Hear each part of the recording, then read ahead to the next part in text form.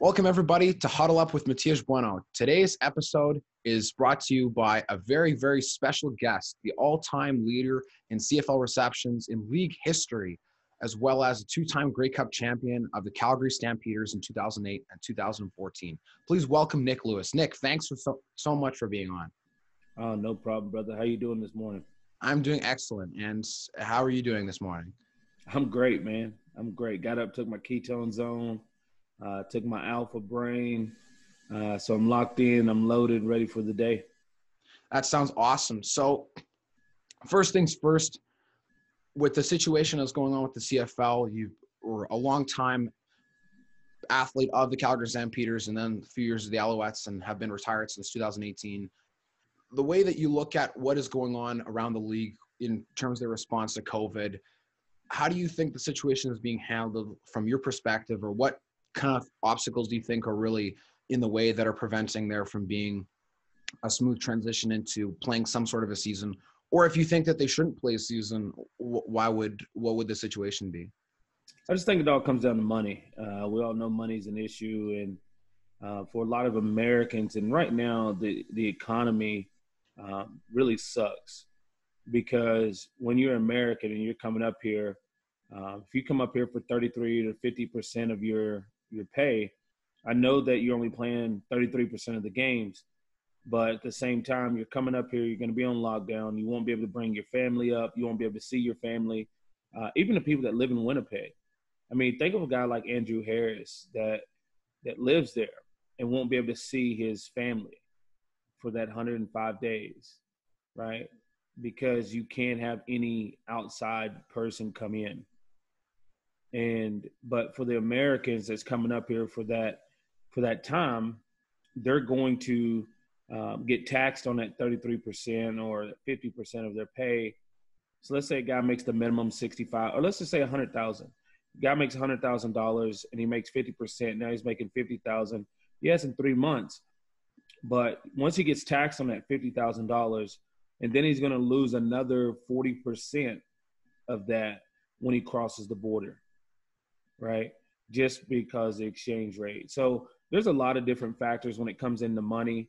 A lot of guys probably have jobs working in the off season or doing some other things. They didn't know if they're going to be a season. So they're in a good situation, and to leave that job for 2 or 3 months might be more detrimental, or they might be able to make the same amount of money as coming up and playing for those 2 or 3 months. So it just kind of depends on each guy.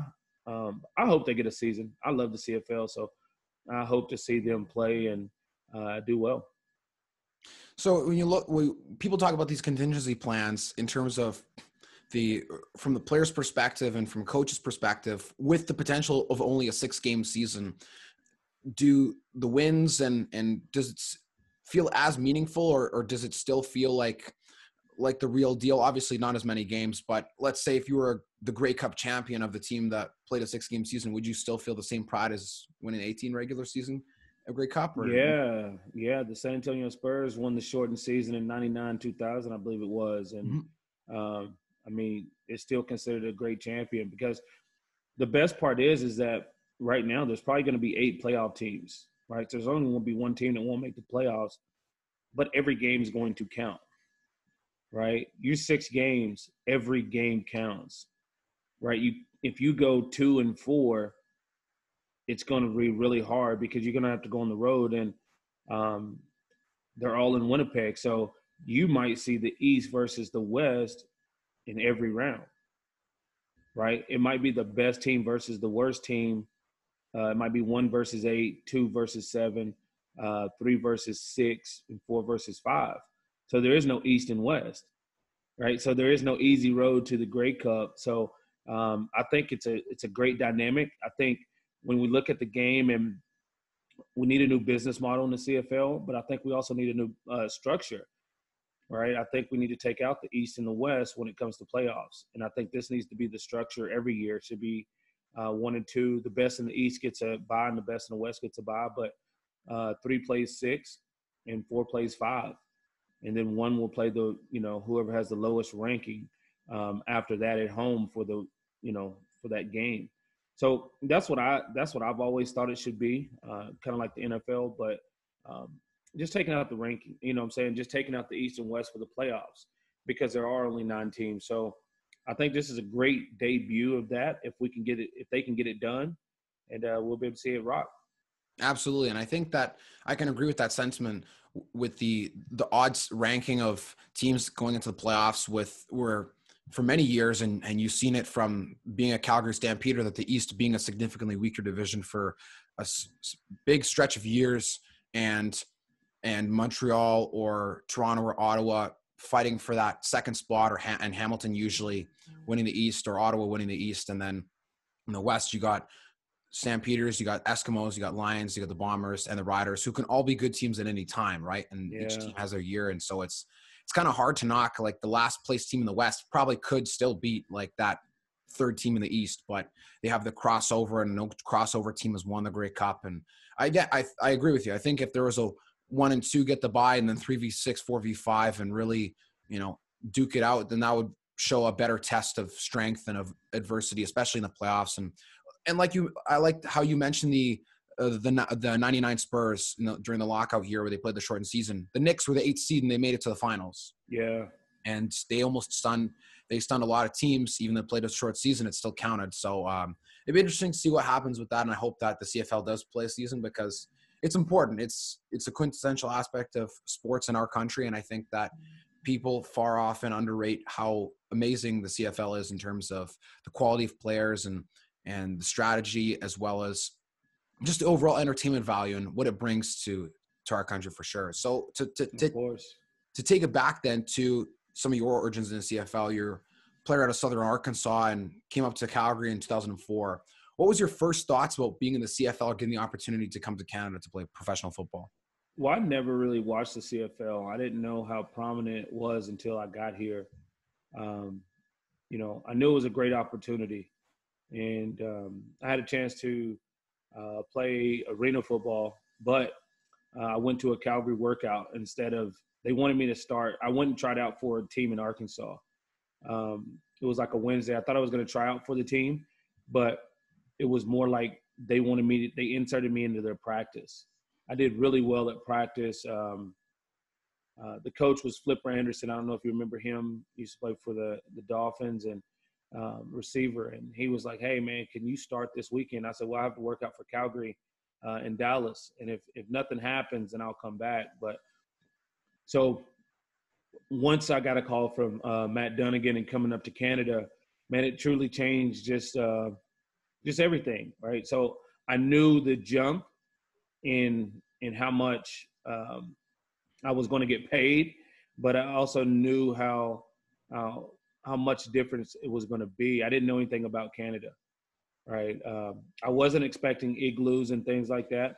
I figured there was some, but I didn't really expect that. But once I got off the plane and this older couple actually at the airport was telling me about Calgary being broken up into 4 quadrants.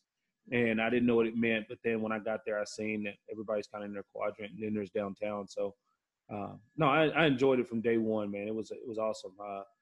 Training camp, rookie camp, the third day of rookie camp, I was ready to go home because at the beginning of practice, it started to rain and hail. And then the sun came out, and then it started to snow. And I was like, man, this is crazy. You get 3 different things in one day. I don't know if I can take this, but I stuck it out, and yeah, it was good. So, yeah, and it's always interesting to listen to the perspective of Americans that come to the CFL or to Canada for the very first time, because you're right, you do hear a lot of those stereotypes of the broad general cold weather and igloos and all sorts of wacky things before coming to Canada. It seems kind of unknown. It's a big country, and Texas is one of the biggest states in America, but again, farthest away from Canada, right on the Mexico border. And you come up to Canada and you're wondering, well, is it really going to be as snowy as they say it is, or is it going to be cold? Is it not? And there's there ain't much snow in Texas, that's for sure. But I can definitely tell that there's a bit of a shell shock when you get to that spring weather in CFL training camp, with especially here in Winnipeg, that rapid change in temperature. And the situation you walked into in Calgary was one that was on the come up. And what was your first thoughts of the players and the talent that surrounded you when you were on the team in 2004?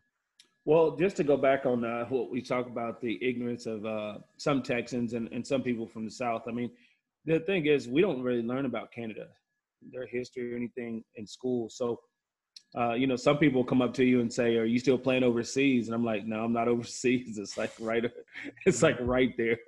But no, it was good. I remember looking at the roster. I got a call 3 days for rookie camp, and I remember looking at the roster, and I seen guys like Albert Connell who had went for 1,000 yards in the NFL for the Redskins, and he played at Texas A&M. My family's huge A&M fans. I'm a Longhorn fan. And then Wayne McGarity, who was there with the Longhorns and played in the NFL for the Cowboys as well. And guys like that, and ended up being my roommate, Salacio Sanford, who played for the Chicago Bears, and he'd won the MVP of NFL Europe one year. So just seeing the caliber of guys that were on the team and just coming in, like, man, fresh out of Division II, it was like, you got to make them know who you are, because everybody on this team is pretty much established in some way or form through been in the league for multiple years, or they've been in the NFL. So for me, with no pro experience, it was just like, let's just come up and let's let these guys know who I am. And I enjoyed it. I remember the first couple of days of rookie camp, I thought I was doing really well. Victor Ike was there too, who played at Texas, getting to know him and things like that. And then once the vets show up, the vets show up that last day pretty much, and they're looking at all the rookies, see who's this, that. And it was kind of like, let's go put on a show. And then they're on the field the next on that Sunday. And it was I was in compete mode, right? I was in the maximum compete mode, and they would say one's in the huddle. I'd go jump in until somebody made me get out, until finally the coaches told me to stay in. Right. And I was fortunate. I started the first preseason game and the first regular season game of my career. So it was always I guess I won't say instant success, because there was so much that went into it to be able to accomplish that. And in that first 2004 season, you were named the CFL Rookie of the Year, and Calgary had a strong year that season. And were there any memorable games or any? What was the thing that stuck out to you the most during your first full season playing up north? My first game playing in Sask against Sask, and my first catch. I catch an out route, break a couple tackles. I run a guy over, and get up and just kind of and scream, and it was kind of like, here we go. And caught a pass down the sideline. I think I finished like 3 catches for 50-some yards, and I scored my first touchdown. And I was telling some kids I was training the other day that I caught an out route for a touchdown. I ran, hit the goal post. I did the Ric Flair walk off of it with the woo, and because they broke it down with the same thing, give me 2 claps and a Ric Flair. And I was like, man, I was doing that 16 years ago, right? I was like, that's old. And it was fun. That was one of the games, and my first 2 touchdown game against Winnipeg in Calgary was pretty cool. So there was some good memories in that, playing with Kahari Jones in my last 5 games, when him coming in and Joffrey coming in for the last 5 or 6 games. And so there was some memorable games. Like I went over the 1,000 yards my first time in Winnipeg, last game of the season. And the wind was horrible. It was cold. It's the coldest game I'd played in to that date. And, but we were out there for a goal, and just go get it done. So you mentioned having played with Kahari the last few games there, Kahari having been famous for his time playing in Winnipeg. What was your sentiment and initial relationship with Kahari, having known that he was more weathered veteran at the time and towards the end of his playing career, but had much experience with playing on successful playoff teams? Did you try to soak up a lot of stuff from him? Oh, yeah. There was such a revolving door at quarterback my rookie year. We had Marcus Crandall, Tommy Jones, Michael Souza, and some other guys that stepped in. And I probably caught a pass from 4 or 5 different quarterbacks that year. So when Kahari came in, we actually didn't even have a playbook. And, Dunnigan just told Kahari to just make it up and go as you go. So we're in the huddle, and he's just kind of telling everybody what to do and kind of drawing it up in the dirt. And it was crazy, but he got it done. And that's how I knew, like, he was very intelligent. I called him the preacher because the way he talked, and like, okay, Lou, I'm gonna need you to go over here and let me get a 45 on this side, and let me get a 911 over here, and it's just like, okay, let's go run it. And but you believed in it, right? And for me, I mean, if I was a veteran, I'd be like, man, what is this? What are we doing? But as a rookie, you don't know. Like, this is what it is, right? This is your first experience, so you just go out and try to execute it to the best of your abilities. And we made it work. It was good. So now you look forward to the future and see Kahari Jones in his role as the head coach of the Alouettes. To foreshadow, or I guess if you would have been able to foreshadow into the future, as soon as the decision was made there in Montreal to bring Kahari in to lead the team, did it make a lot of sense to you when you saw the intelligence and the football IQ that he brought to the huddle for you guys way back in your rookie year? Did you see that there was a lot of that synthesis and it was a very logical decision for Oh, yeah. And people love Kahari. Like, I don't know anybody that doesn't like Kahari Jones. Like, he's such a great guy. That's the best thing. He's a great guy. He smiles, he laughs, he's competitive. And he reminds me a lot of Kevin Glenn. They're not loud people, but they're very intense inward, and they're very competitive. But at the same time, they're very smart individuals. And I did see that in Kahari because he's very confident. And you look what he did with Vernon Adams last year. And just to have that confidence, but to be able to set the team straight. I remember I would laugh at him, and I went up and grabbed him one time because I'm like, when you start cussing, I hear these speeches in the locker room, you cussing now. And it was like, but it was so funny, and he would just laugh and stuff. But yeah, man, 100% respect for Kahari because he's an amazing man, amazing father, which is most important. But he's a great coach and a great leader. And fast forward a few years, and the Stampeders, they have a bit of a strange history with the trajectory of their success. You mentioned Marcus Crandall, who was the quarterback of the Stamps team that won the Grey Cup in 2001 in a big shock victory against Kahari Jones on the Bombers, who were 14-4, the heavy favorites, and then you guys kind of started to find your stride at quarterback only a few years later, and it wasn't more than 4 years until you guys finally brought home the first Grey Cup since the 2001 victory in Montreal. Talk about what you saw in that team that made the 2008 Stampeders different than the previous Stamps teams who had found success, but maybe not enough to have captured the Grey Cup in your first few years. Yeah, I just think that we were all young. Henry was going into his real first starting opportunity. I mean, he had started a little bit in SAS, but he was still the number 2 guy behind Nealon Green. And when Nealon went down, he got hurt, and Rocky Butler started that one year, and then he came back late to start. But his first real experience of starting, and he was young in his career. I mean, he was 29, but at the same time, he was really young. He might have been younger than 29. I don't know how old Hank is now. But, that's just one of those things that when you look at it, I was young. Jermaine Copeland was there for the first time. Kenyon Rambo came in for the first time. Joffrey's first full season. Marte Jenkins was there. So we had a lot of guys that were very talented. And, yeah, we just turned the ball over way too much in the playoffs. I think we had in 2005 and 6, we had 13 turnovers in 2 playoff games, right? We were up double digits in both games. I remember against Edmonton in 05, we were up like 22-3 at halftime. And we lose 25-27, all because we were turning the ball over. We're down at their 6-yard line, and we fumbled the ball, and they run it back for a touchdown, right? If they don't get that touchdown and we get a field goal, that we win that game, right? So there's so many different factors that go into why we were losing. It was all us. It had nothing to do with the other team. And, I think we were just tired of losing. And 2008 was the first year that we had won the West. Because other years we were second.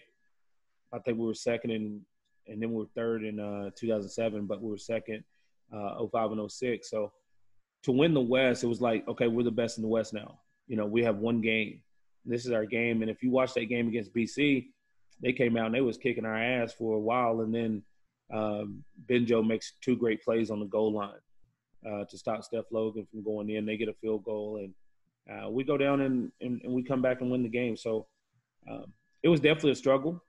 But once we feel like we got that first victory, we felt like, okay, now we know what it takes to win, and we felt good going into Montreal. And the Alouettes at the time were also a team on the rise with the likes of Anthony Calvillo and Ben Cahoon and Avon Coburn and so many other great players. The 2008 Grey Cup, I remember watching as a young kid, it wasn't as electrifying offensively as let's say the 2005 with Montreal Edmonton, but it was a great defensive battle, and Sandro DeAngelis put a lot of points on the board to help slowly chip away for you guys. And the game came down to a defensive stop at the very end, and then you guys became champions. So what was it during that game that allowed you guys to stay focused and really hone in on the goal that you were trying to achieve, considering you had played in many tough playoff games up to that point? Yeah, we had beat Montreal both times that year, so we felt comfortable going in there and getting the job done. But, their offense had so much talent. Like you said, Avon Coburn, Jamel Richardson, S.J. Green, Brian Bratton, Kerry Watkins.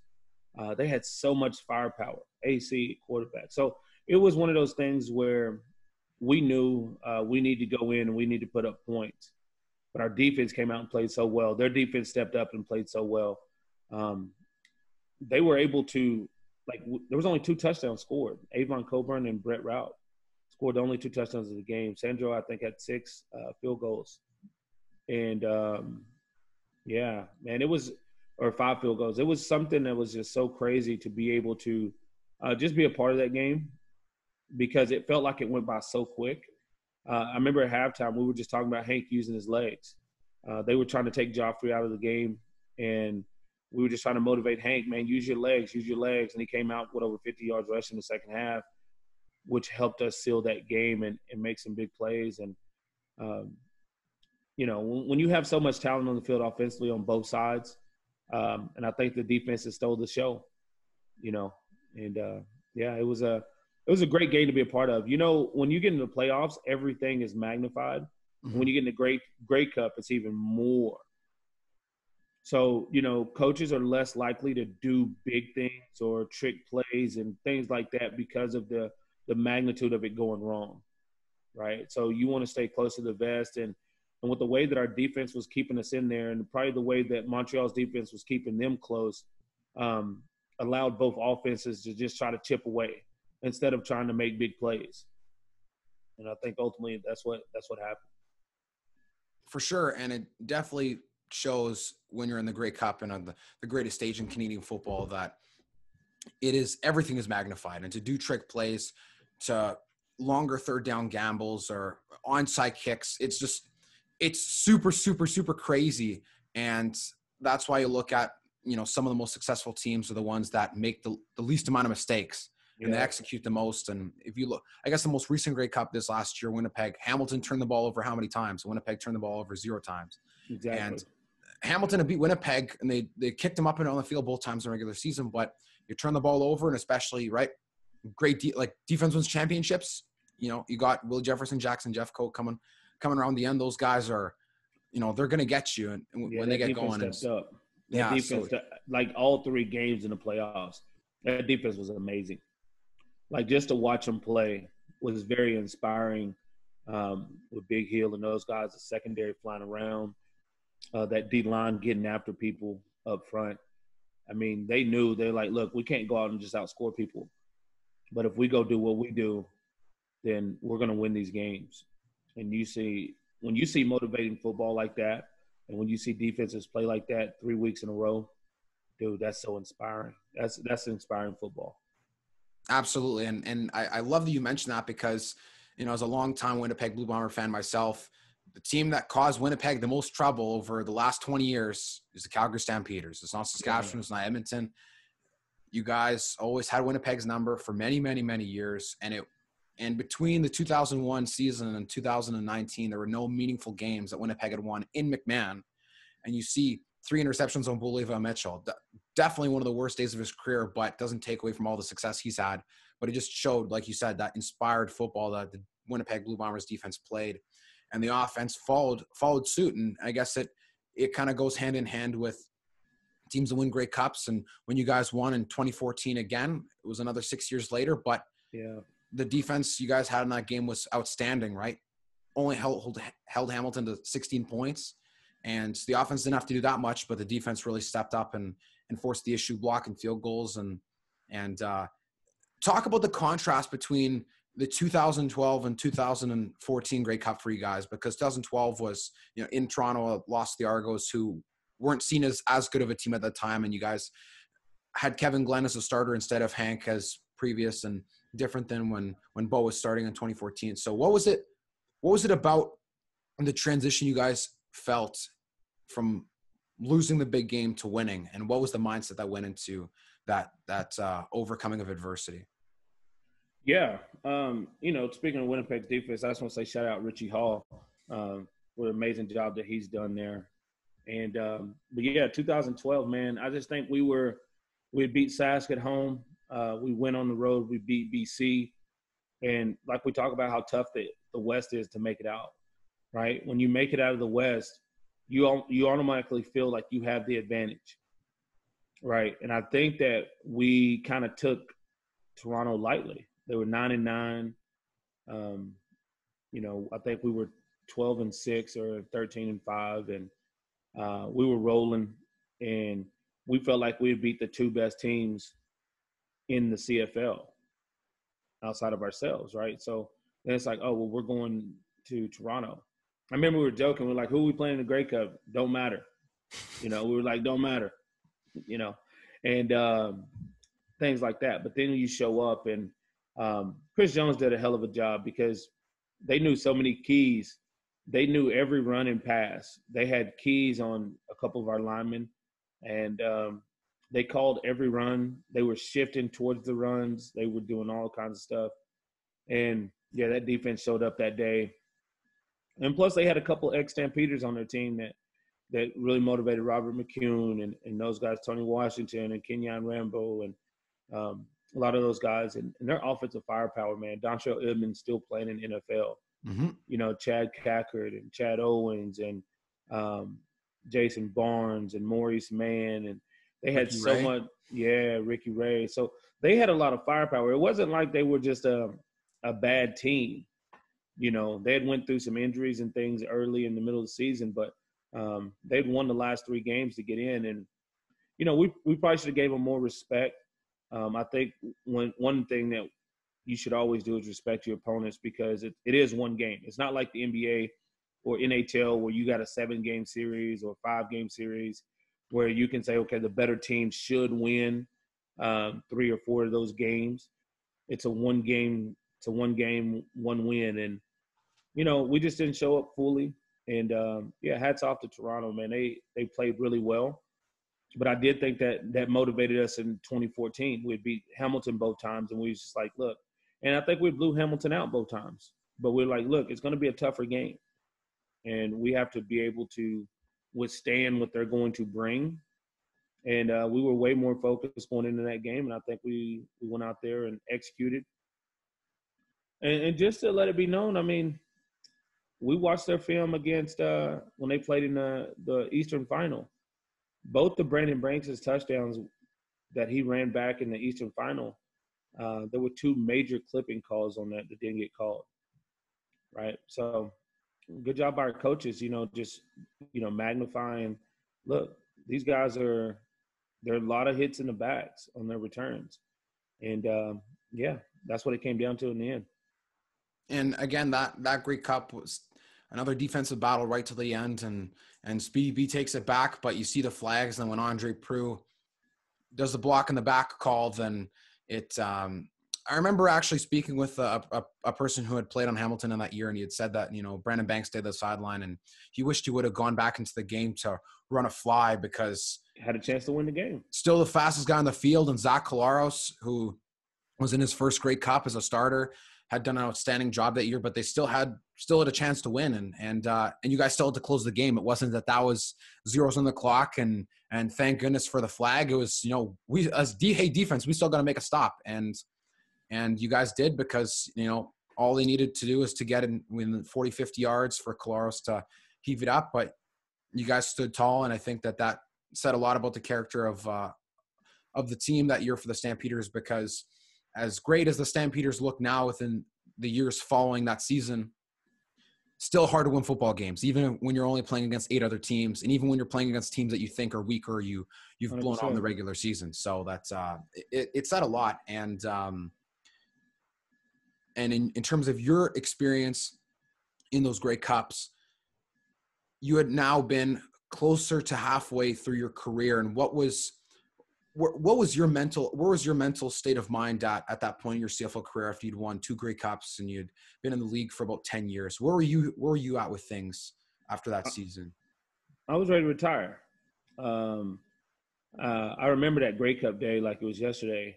I woke up and seen my dad and my aunt and my family, and I was just kind of at peace with everything. Like, this is probably my last game. I didn't take the team bus to the stadium in BC. I walked down, got on the train there, and took the train over, and getting off the train and walking to the stadium. And I look up at the stadium, and I actually had tears in my eyes. I'm like, man, this is it.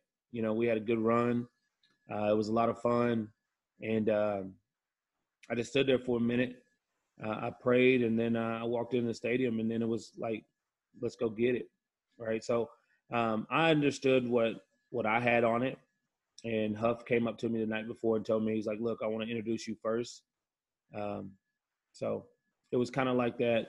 Yeah, let's go get it. And I was ready to retire, and I was in a lot of pain in 2014 from the ankle injury the year before.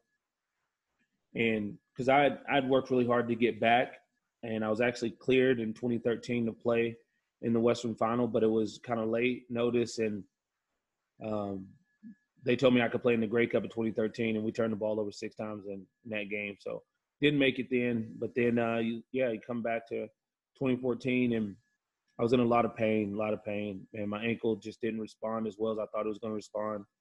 I missed 5 or 6 games that year, and it was hard to go through practice, and I think I was just done being in pain. And but it was a lot of hard work, a lot of grind, a lot of extra work, a lot of rehab after practice, 3 or 4 days a week, spending a lot of money to make sure I'm taking care of myself. And when it came down to it, I was good. I was good with my career at that point. 2 Grey Cups, over 10,000 yards receiving. And I just said, you know what? It was a great run. And Pop called me in March, and I said, why not? And so what was it? What was the motivation and the strength behind going all the way out east to Montreal, considering you'd come to such a peaceful mindset within that you knew retirement was probably imminent, and you were trying to soak it all in before not knowing if that would be the last time you would have stepped on a football field. So what was it that made you say, okay, let's do it. Why not? At a mutual friend's birthday in Houston in January, I'd seen Fred Stamps, and I knew he was going to Montreal. I knew SJ was over there. I knew I'd played against Billy Parker, Chip Cox, John Bowman, all those guys for years. So it was one of those things that there was so much respect there. And then, in the back of my mind, I was like, do I really want this injury to, be the last thing that I remember, or to be the last thing that this is the reason why I left the game. So, Jim Pop added me on Facebook in February, and then, I was like, maybe, I don't know, this is kind of weird. Jim Pop added me on Facebook, and then, a couple weeks later, I get a phone call. I didn't know what it was. I answered it. And he's like, "What's going on? You're not going back to Calgary?" I said, "No, I think I'm gonna retire." And he goes, "Why don't you come to Montreal?" And I said, "Well, let me know what the numbers look like, and let's see if we can do it." And yeah, I told him as long as I stay in six figures, I'm good, and that's what we did. We made it.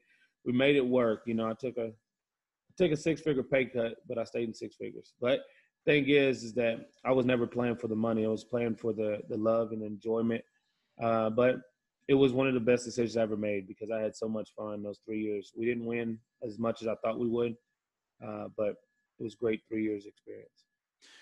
And looking at the timeline of Montreal's personnel, you didn't have a chance to. Did you have a chance to play under Kahari, or was no hired this season? I think the season or two after you had. Kahari was hired last year, I believe, as the head coach. Yeah, because he was in BC 2 years ago as the OC, and then he went in last year as the offensive coordinator. But then through the whole Sherman thing, they just moved Kahari up to head coach, which was a great move for him. But yeah, I mean, it was one of those things where it was a revolving door head coach. I think I had 5 head coaches in 3 years. Tom Higgins and was there, and then Pop stepped in, and then Cavis and Jock, and yeah, there's so many guys that just stepped in, and it's like a revolving door, 4 or 5 head coaches. And I mean, in Calgary, I had Dunnigan, Higgins, and Huff. And then in Montreal, I had more head coaches in 3 years than I did in Calgary in 10. Right. So it was crazy. It was chaotic. But those guys in those locker room, man, I'd show up to play for those guys any day because they're just amazing men and competitors. And I can only imagine how tough it is as a football player or professional athlete as well to have so much variance in the people that are leading your team. And at a point, professional athletes have to maintain a certain level of selfishness, not in a bad way, but you got to make sure that you're taking care of yourself and you're doing your job and making sure that so that you can have a job and you don't have to worry about too many other factors. And one of the great lessons that football teaches you, I'm sure, is you got to worry about what you can control. And obviously being in a situation where things are changing in the front office and in the head coaching staff, you got to worry about what you can do to keep playing and keep your position. Otherwise you won't have a job, and that's more detrimental to yourself. But throughout your football career now, you look back and you've been retired and you started your podcast and started sharing your stories and endeavors that have spanned after your playing time. What is one thing that you've realized or maybe knew through your playing time that hits you more now as you have taken a step back from playing the game that you wish maybe you would have known earlier, or a lesson that you took from football that now you apply to your life wholeheartedly and really lean on? Yeah, I just applied competition, man, in my life. It's just like, I think competition is healthy. Trying to be the best me, right? Waking up every day, trying to find who's the best me, right? No matter what area I apply it to, whether it was sports, whether it's life, whether it's building, whether it's creating, just try to find the best me. I find so much in my podcast. I just feel like so many fans only know you from 3 hours, right? And very emotional times, right? You're not thinking about the fans. You're thinking about executing your job and winning a football game. And there's a bunch of tense moments, especially in playoffs and things like that. There's celebrations, there's this, there's that. But just to understand the understand just who these people are, right? Their struggle to make it there. Like for me to come from a Division II walk-on to do what I did, I mean, I think I deserved the right to celebrate a first down. I think I deserved the right to do the things that I did because I earned it. You know what I'm saying? So it wasn't that, and I've never thought that I was better than people off the field. but on the field I do. But I had to have that confidence. I had to have that mindset to be successful. So just everything that I do, I apply it, because I feel like if I could be one of the greatest receivers in CFL history because I applied myself, why can I not feel like I can be one of the greatest businessmen, the greatest entrepreneurs, the greatest podcast hosts? Like, why not? Right? All I have to do is apply myself. I've already proven that it can be done. Right? So now it's just about applying it and going out and making it happen. And that's what I enjoy, man. I compete with myself. I compete with life. I compete. I try to get around people that are going the same places I want to go. Right? I hang around CEOs and I hang around people that are positive. Right? And positive breeds positivity. Right? So I just try to stay positive and just try to be around positive and just move in one direction, man. Just, help people out where I can and just be a light, the light that God has made me to be, to reflect him and just go out and just try to be the best I can be.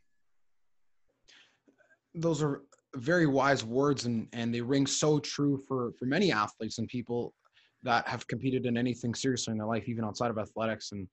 And I know that from the perspective of playing higher level football, and when you speak with professionals, there are people at the end of the day too, and they have their lives and their goals and visions.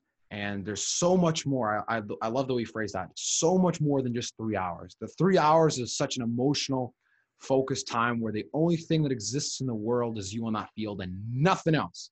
That's it. And people can often, and especially fans and, Monday morning quarterbacks, couch quarterbacks, GMs, whatever you want to call it, they can make snap judgments and decisions on how they feel about certain athletes based on what they do in 3 hours. And can you imagine if it was the other way around? Can you imagine if you made decisions on people? Hey man, I saw this guy in 3 hours, in this meeting, he said this thing, screw him, man. I can't believe he did that. But the thing I love so much about the CFL, and you alluded to a lot of the things, is that it's a really community-based league. It's not this, you're on a pedestal and oh my God, like you are Jesus. Because that's not true. You guys are competitors that really entertain fans with the tremendous talents you have, get involved with the community, become better men, become better fathers, become better people. And there's so much development and there's so much love for the game that happens in the CFL, because you're not going to become a millionaire playing this game in Canada. And it really shows and proves the test of time that the ones that are in it for the right reasons are the ones that become the most successful. And the way that you have applied yourself from a walk-on at a Div 2 team, Southern Arkansas, like most people have not heard of that university if they just follow basic NCAA sports, unless they're from America or unless they're from that area. And you can go from there. Yeah, if you truck a guy, you score a touchdown in triple coverage. If you drag 4 guys on a touchdown run, celebrate. Be happy. Yeah. It's amazing. It's so hard to play professional football, and the great things that you've done in the time since and will do in the time since really show that it's possible to achieve a lot if you apply yourself and if you have the right mindset. And I think that having a podcast and sharing stories and putting yourself into an environment where iron sharpens iron and positivity breeds positivity is only what's going to make you more successful. And from your perspective, through this journey that you've had since playing football, your competition the competitive mindset has been huge for you, but what is one thing that you are striving to continue to get better at, and one thing that you really want to achieve as the years go on with your life and with the things that you are endeavoring in? Yeah, just affect more people, man. I want to affect as many people as I can in a positive way. I've always felt like I was here for the people, right? I always thought on the field it was entertainment first. If I entertain people, that means I did a good job, because it means I made plays and things like that. So it's always just try to allow people to enjoy that time. And now I'm in a space where I'm trying to create so I can affect more people in a positive way, right? So that's one of my biggest things is that, and just consistency of what I'm trying to accomplish. I mean, it's always in football, there's one recipe. For me, it was one recipe. Like, go work hard in the off season, come out, and I call it deposit the checks in the off season, cash the checks during the season. Right? You put the work in the off season, and then you can go out on the game field and cash the checks because you put the work in. If you didn't put the work in, you can't cash the checks. Right? No deposits, no cash. Right? So that's just it, man. And I just look at things like I told a group of kids the other day. I won't be successful until I'm dead, right? That's how I see it, because I always feel like there's always something to try to achieve, and there's always something that I'm going to keep creating goals and keep creating different things to motivate me to do more and be better, right? And I never see myself as successful until I'm dead, because until I can look back on everything, then I can be happy with what I've done. I think I had a great start with football, but I hope that's just the beginning, right? And if the only thing you remember me for is football, then I failed. And there's no better way to put that, because professional athletes are more than just athletes, and the percentage of time they spend playing in the pros, even if you're a Lou Pasaglia, Paul McCown, played 25 years, 23 years, still a fourth of your life if you live to 80 years. Yeah. Still not even half, not even close to half. So there's no better way you could have put it. If success is a journey that you're only going to know how you maintained it and if you achieved it at the end, because the journey ain't over till it's over. And that's it. And that's when you meet, like when we meet our maker. Right. And so, and so to wrap up here before we finish our time, Nick, I want to ask you one final question before we finish. And this question is, if you could give advice to your younger self based on the things you know now, through all the years of playing, and now through being a father and a family man, what would that advice be to your younger self, and why? We're still living, go harder.